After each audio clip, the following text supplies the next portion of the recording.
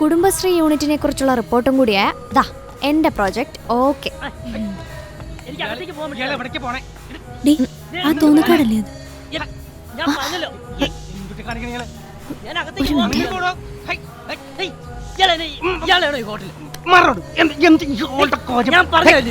എനിക്ക് പ്രൊഡ്യൂസറെ കാണാൻ ഏതൊക്കെ പ്രൊഡ്യൂസർ ഉണ്ടെന്ന് ആദ്യം പറ. എനിക്ക് പ്രൊഡ്യൂസറെ ജോലി ചെയ്യുന്ന ആളെ ഞാൻ കണ്ടിട്ടേ പോകത്തുള്ളൂ. പുറത്തേക്ക് ഇറങ്ങുമല്ലോ അപ്പൊ കണ്ടോളാം. പ്രൊഡ്യൂസറെ പുറത്തേക്ക് ഇറങ്ങുമല്ലോ അപ്പൊ ഞാൻ കണ്ടോളാം. പ്രിയ, നീ എന്നെ ഇവിടെ? പ്രിയൻ എന്താ ഇവിടെ? ഞാനിവിടെ പ്രൊഡ്യൂസറെ പിടിക്കാമെന്നാണെന്ന്. നീ എന്നെ ഇവിടെ? സാറിന്റെ മോൾ ഇവിടെ കോഫി ഷോപ്പിൽ വന്നിട്ടുണ്ട്. ഞാൻ കൂട്ടുവന്നാ. ആ, നീ വല്ലതും കഴിച്ചായിരുന്നു? ഞാൻ പിന്നെ എപ്പോഴെങ്കിലും ഒരു കാപ്പി പോലും. നീ വന്നേ, ചായ മേടിച്ചെന്ന് സ്നേഹിക്കാം. ചേട്ടാ 2 ചായ, ഒരു സ്ട്രോങ്ങും. നിനക്ക് സ്ട്രോങ് വേണോ ലൈറ്റ് വേണോ? എന്താ? അല്ല, സ്ട്രോങ് ചായ വേണോ ലൈറ്റ് വേണോ? ഏതായാലും മതി. അപ്പൊ ഒരു സ്ട്രോങ്ങും ഒരു മീഡിയം എടുത്തോ. ഓ ശരി. ആ, വടയുണ്ട്.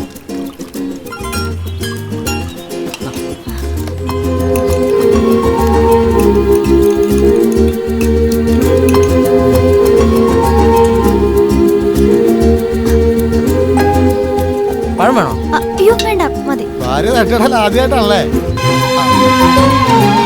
അതൊന്നും മറിച്ചിട്ടു, അല്ലെങ്കിൽ മൊരിയത്തില്ല.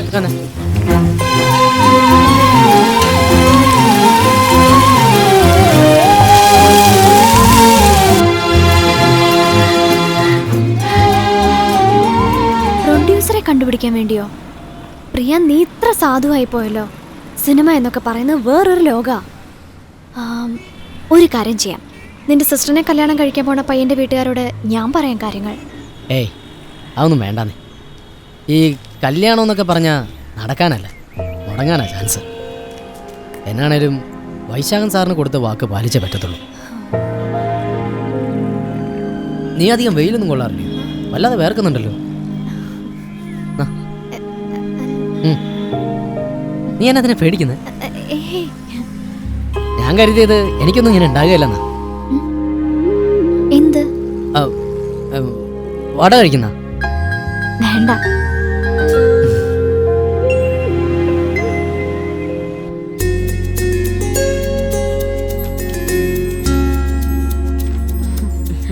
എന്റെ ആദ്യത്തെ പടത്തിന്റെ പൂജയാണ്. പൂജയ്ക്ക് എല്ലാവരും വരണം.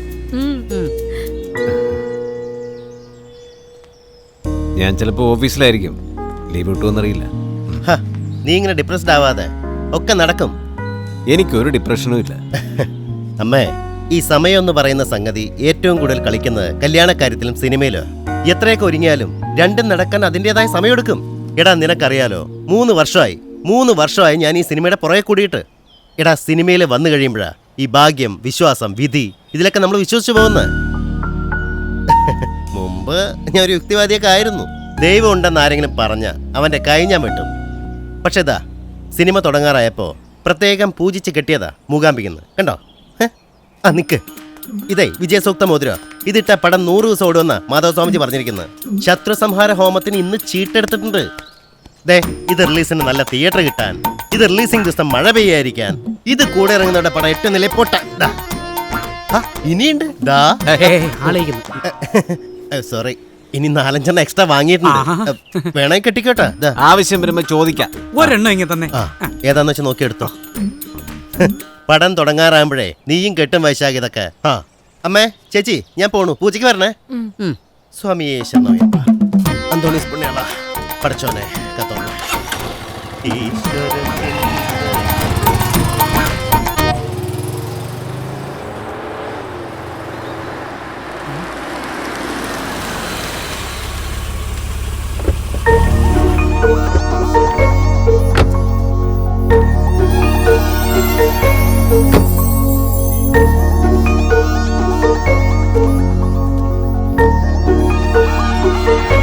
ആരാ?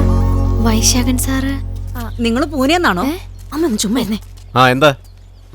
സാറിനോട് ഒരു കാര്യം പറയാനുണ്ടായിരുന്നു. എന്ത് കാര്യം? പറയാം, ഒന്ന്. അങ്ങോട്ടിരിക്കാം.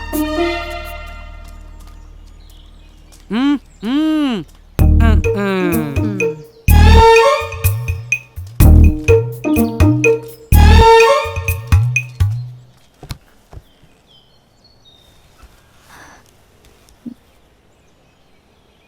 മീര, ഇത് രേവതി. സാറൊരു പടം ഡയറക്റ്റ് ചെയ്യാൻ പോണെന്നറിഞ്ഞു. അല്ല, സാറിന്റെ ഓഫീസിലെ പ്രിയദർശൻ അയാളൊരു സാധുവാണ് സാർ. നിങ്ങൾക്ക് എന്താണ് വേണ്ടത്? പ്രൊഡ്യൂസർ ആരാണെന്നോ തിരക്കഥ എന്താണെന്നോ ഒന്നും ആ പാവത്തിന് അറിയില്ല. സാർ അവനോട് കഥ പറയാൻ പോവാണല്ലേ. അവനാകെ തീ പിടിച്ച് നടക്കുക. പാപം കിട്ടും സാർ. ഓ, ഇദ്ദേഹമാണല്ലേ ആ ആള്. എണീറ്റേ, എണീക്കാൻ. എല്ലാവരോടും ചേർന്ന് എന്നെ കളിപ്പിക്കാൻ നിൽക്കണോ? അവൻ പറഞ്ഞു വിട്ടതായിരിക്കും. അയ്യോ അല്ല സാർ, പ്രിയനൊന്നും അറിഞ്ഞിട്ടില്ല. എനിക്ക് വളരെ വേണ്ടപ്പെട്ട ആളാ. കണ്ടപ്പോ കഷ്ടം തോന്നി. ഒരു 3-4 മാസം കൂടി സാർ ഓഫീസിൽ നിന്ന് ലീവ് കടന്നു പോയേ. എന്നാ വേറൊരു കാര്യം പറയട്ടെ. സാർ അവധി എടുക്കുന്ന സമയത്തെ ശമ്പളം എത്രയാന്ന് വെച്ചാ? ദേ കളിയാക്കലും കൊച്ചാക്കലും കൊണ്ട് ഞാൻ മടുത്തിരിക്കുക. അപ്പോഴാ സാറിനൊരു പ്രൊഡ്യൂസറെ കിട്ടാൻ പാടാണെങ്കിൽ ദേ രേവതിയുടെ അച്ഛൻ വലിയ കാശുകാരനാ. ഇവള് പറഞ്ഞ അദ്ദേഹം സിനിമ എടുക്കും.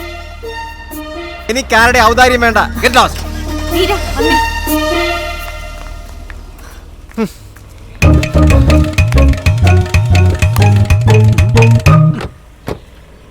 അവന്റെ ഫാൻസാ അല്ലേ?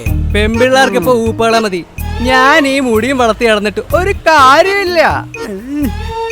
അവരെ ഇങ്ങനെ വെറുപ്പിച്ച് വിടണ്ടായിരുന്നു. അവരെ ചിലപ്പോ ദൈവമായിട്ടായിരിക്കും ഇവിടെ കൊണ്ടുവന്നത്. ഈ ചരടിന്റെ ഒരു ബലമാണ്. ആ കുട്ടിയുടെ അച്ഛൻ ഇപ്പൊ സിനിമ എടുക്കാൻ താല്പര്യം ഉണ്ടെങ്കിലോ? അച്ചായം കൈവിട്ടാലും നമുക്കൊരു പ്രൊഡ്യൂസർ ആയില്ലേ? ഇപ്പൊ സാറിന്റെ മനസ്സിൽ മറ്റൊരു ലഡ് പൊട്ടിയില്ലേ?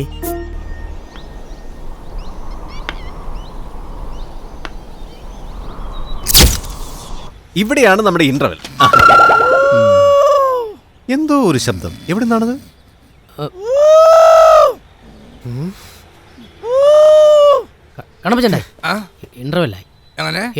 ഇന്റർവെല്ലായി. ഓ, വളരെ സന്തോഷമായി. കുറച്ച് കാലത്തിന് ശേഷം നന്നായി ഒന്ന് ഉറങ്ങി. ദേ, ഞാൻ മൂത്രമൊഴിക്കാൻ പോയിട്ട് തിരിച്ചു കയറില്ലട്ടാ. സെക്കൻഡ് ഹാഫ് എനിക്ക് കാണണ്ട. കളിയാക്കുകയാണോ?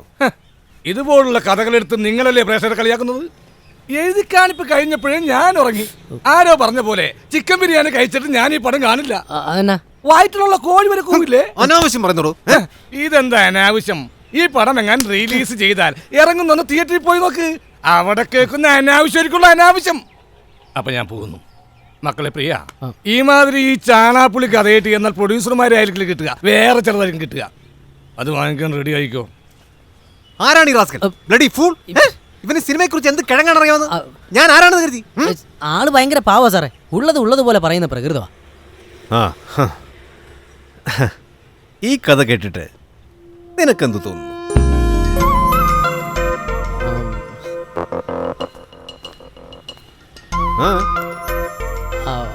അല്ല, സാറിന്റെ കഥയിലൊക്കെ കാര്യമുണ്ട്. പക്ഷേ സാറേ, നമുക്കൊരു കഥ ഇഷ്ടപ്പെടുന്ന എപ്പോഴാ? ആ കഥ നമ്മുടെയും കൂടിയാണെന്നുള്ള തോന്നൽ വരുമ്പോഴല്ലയോ?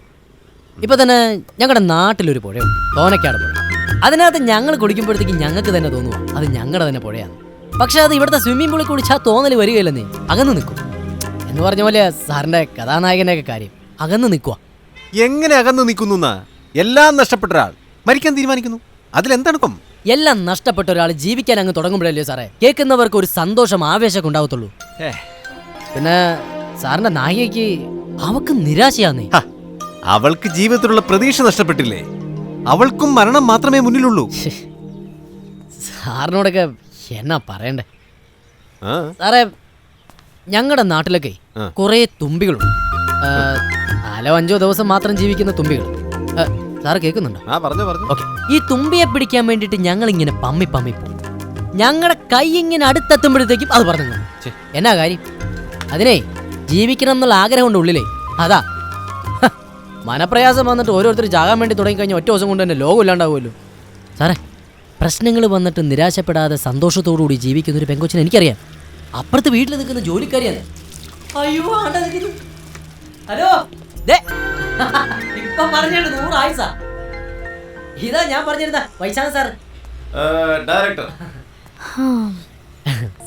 ആ ഇവിടുത്തെ സാറിന്റെ മോളാ. രണ്ടുപേരും നല്ല ഫ്രണ്ട്സിനെ പോലെ. ഹ, എനിക്കറിയാം. ആ. ഇവര് നിന്നെ കാണാൻ വന്നിരുന്നു. തനിക്ക് വേണ്ടി റെക്കമെൻഡേഷൻ.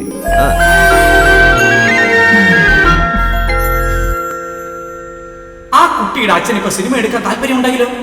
അച്ചായ കൈവിട്ടാലും നമുക്കൊരു പ്രൊഡ്യൂസർ ആയില്ലേ? ഡയറക്റ്റ് ചെയ്യണമെന്ന് പറഞ്ഞ് ഒരുപാട് പ്രൊഡ്യൂസേഴ്സ് വരുന്നുണ്ട്. അറിയാം, സാറിന്റെ മോളെന്ത് ചെയ്യുന്നു? അവള് പഠിക്കുക. എന്തിനു പഠിക്കുന്നു? MSc-ക്കാ. ആ കുട്ടി ഒന്ന് പറയട്ടെ, അച്ഛൻ എന്ത് ചെയ്യുന്നു? അവൾക്ക് വലിയ ഡയറക്ടേഴ്സിനോട് സംസാരിക്കാൻ പേടിയാ. അച്ഛൻ ബിസിനസ് ചെയ്യാ. അച്ഛൻ സിനിമയൊക്കെ കാണാറുണ്ടോ? ഇപ്പൊ ഏറ്റവും നല്ല ബിസിനസ് സിനിമ ബിസിനസ് ആണ്. പക്ഷേ നല്ല ഡയറക്ടേഴ്സ് ഇല്ലല്ലോ.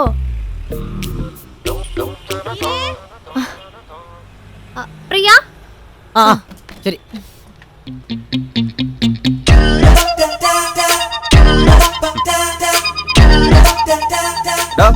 താൻ കാല് പിടിച്ചുകൊണ്ടാ ഞാൻ ഈ കഥയായിട്ട് ഇങ്ങോട്ട് വന്ന്. അവളുടെ ആ ചിരിയും കളിയൊന്നും എനിക്കത്ര പിടിച്ചിട്ടില്ല. വേഷവും വർത്താനവും ഒന്നും ജോലിക്കാരുടെ ഒരു നിലയ്ക്കുമല്ല. പക്ഷേ മറ്റേ കുട്ടി, എന്താ എൻ്റെ പേര്? രേവതിയോ? ആ, നല്ല പേര്. അതിൻ്റെ ആ വിനയം കണ്ടു, ആ എളിമ കണ്ടു. മീരയും പാവാ. ഞാനും മീരയൊക്കെ ഏതാണ്ട് ഒരു സ്വഭാവമാ. ഒരുപാടങ്ങ് സംസാരിക്കുന്നേ. പിന്നെ സാർ ആ രേവതിയുടെ സിനിമാക്കാരി ഒന്നും പറയണ്ടായിരുന്നു. അതൊക്കെ മോശമല്ലേ സാറേ? ഞാൻ പറഞ്ഞില്ലയോ പ്രൊഡ്യൂസർ നമുക്ക് എങ്ങനെയും ഉണ്ടാക്കാന്നേ. ആദ്യം ഞാൻ പറഞ്ഞ പ്രൊഡ്യൂസറിലെ അച്ചായൻ, അയാളോട് ഈ കഥയെന്ന് പറഞ്ഞ് അയാളെ ഒന്ന് റെഡിയാക്കാൻ പറ്റുമെന്ന് നോക്കാം. അതൊക്കെ ആക്കാം. പക്ഷേ സാറിൻ്റെ കഥയിൽ ഞാൻ അല്പം മാറ്റങ്ങളൊക്കെ വരുത്തുക.